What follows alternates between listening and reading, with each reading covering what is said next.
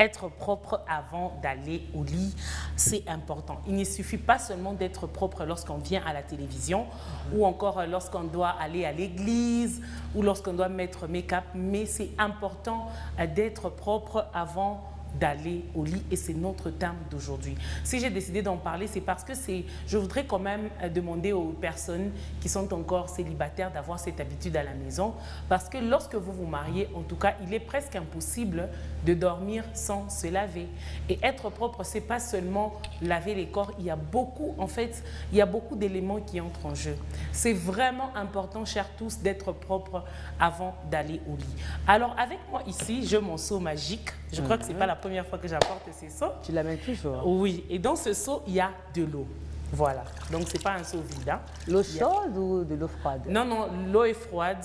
Okay. Parce que déjà, ici, c'est un magazine de femmes. Donc, je vais plus m'adresser aux femmes qu'aux hommes.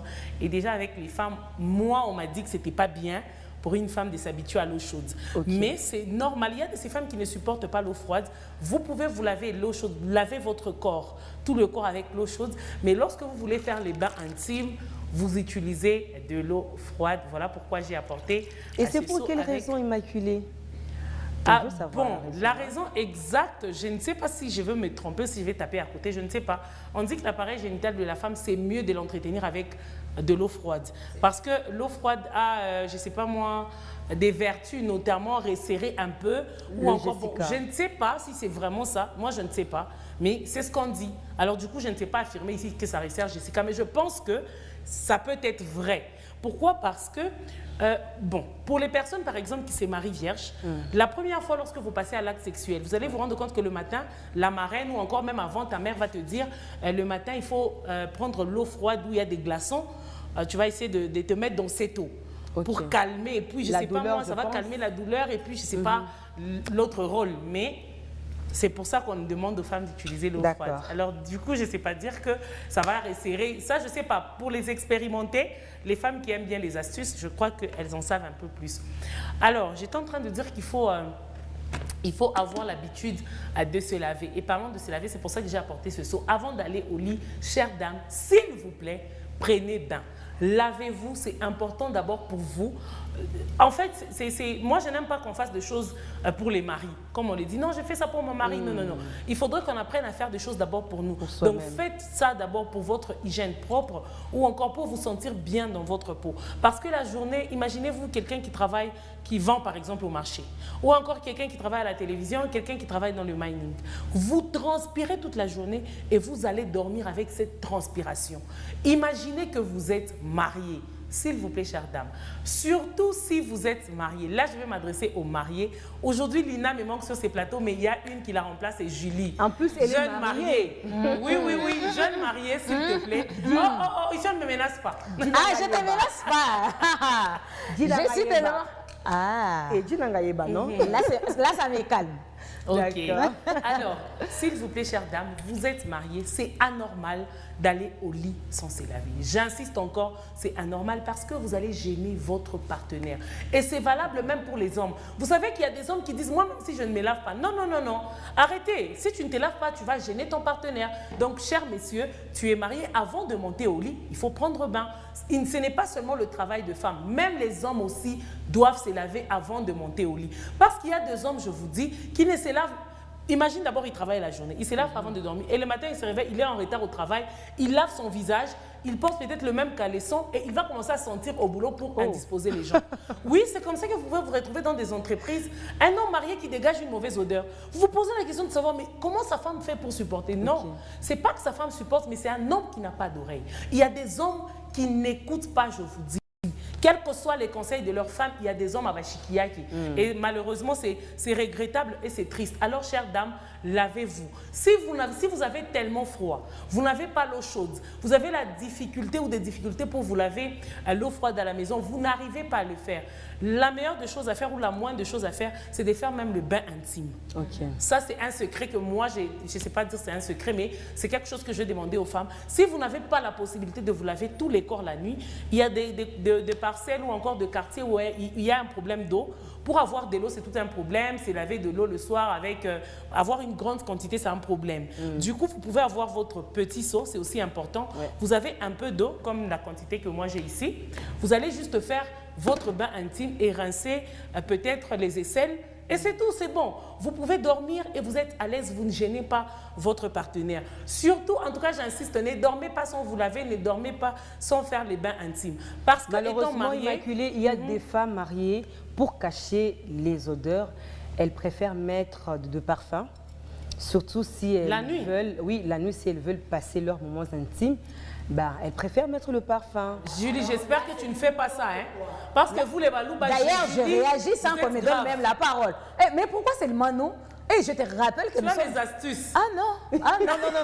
Une fois, monsieur, voilà, je vais te donner des astuces. Alors, une femme qui fait ça, ou un homme, mais c'est du n'importe quoi. C'est du n'importe quoi. Parce que lorsque vous transpirez, vous avez d'abord l'odeur de votre transpiration. En plus, au-delà de ça, vous ajoutez encore que ce soit les parfums.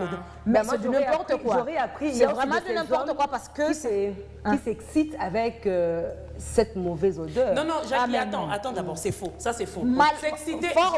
S'exciter avec une mauvaise odeur, c'est faux. Seulement qu'on dit, en fait, la femme, elle a déjà une odeur naturelle. Il y a des femmes aujourd'hui qui cherchent des astuces pour dire non, je vais casser l'odeur de mon Jessica. Non, la femme, elle a déjà une odeur naturelle. Et cette odeur, comme Yvette l'a toujours dit, la femme ne sent pas mauvais. Quand tu sens mauvais, donc tu es malade. Mais il y a cette odeur naturelle. Je ne sais pas si je vais dire, enfin, je ne sais pas comment ça sent, mais les hommes aiment cette odeur. Peut-être cette odeur excite, mais pas une mauvaise odeur. Les gens se trompent en fait. Dormir sale, tu gênes ton partenaire. Parce que quand tu ne te laves pas, imagine tu es une femme. Non seulement gêner son partenaire, mais même toi-même. Toi-même, c'est ta santé à toi, c'est ta propre vie à toi. Mais non, Julie, si je parle de partenaire, c'est dans le cas où la personne est mariée.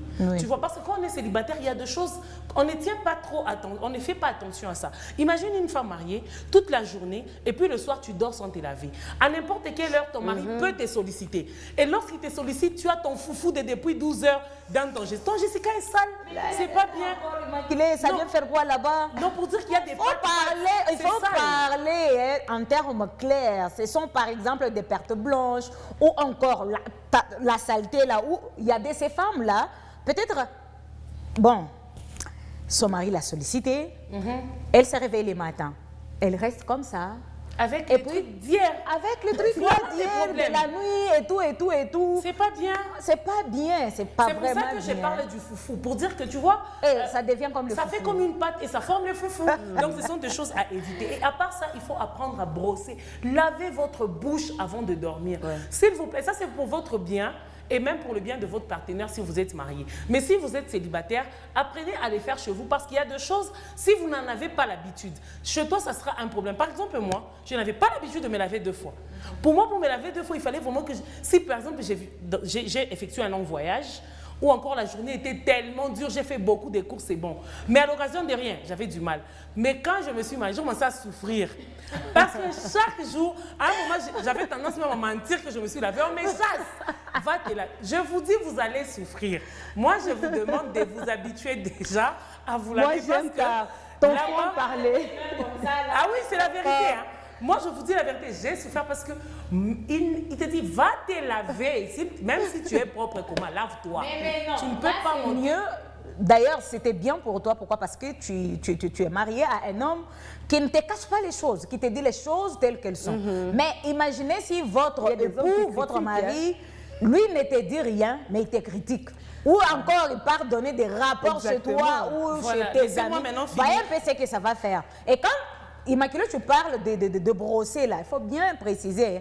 Il y a des gens qui aiment brosser que les dents. Et la langue, là, tu laisses ça. Les odeurs proviennent de la langue. Et or, voilà, c'est là que proviennent des odeurs. Merci, Julie. Ça, c'est pas la rubrique. Hein. Oui. Calme-toi. Mais tu m'as donné tu m'as laissé prendre la parole. Je vais dire comportement de... Je vais dire pourquoi j'ai cité. Immaculée, tu as 3 minutes pour finir. Ouais. Alors, Julie venait d'ailleurs de rajouter, quand vous brossez, c'est pas seulement brosser les dents, mais aussi la langue, parce que les mauvaises odeurs, généralement, proviennent de la langue. Quand vous nettoyez pas votre langue. Et surtout, sachez que lorsque vous mettez quelque chose dans la bouche, ça peut rester dans les dents. Et lorsque ça reste le matin, quand vous rêvez, vous avez vous dégagez une mauvaise odeur. Il y a des gens même qui disent non, les histoires là de s'embrasser à 5 heures, c'est histoire de film. Mais non, ce sont des choses qui arrivent. Posez la question à Julie, elle les fait même à 4 heures.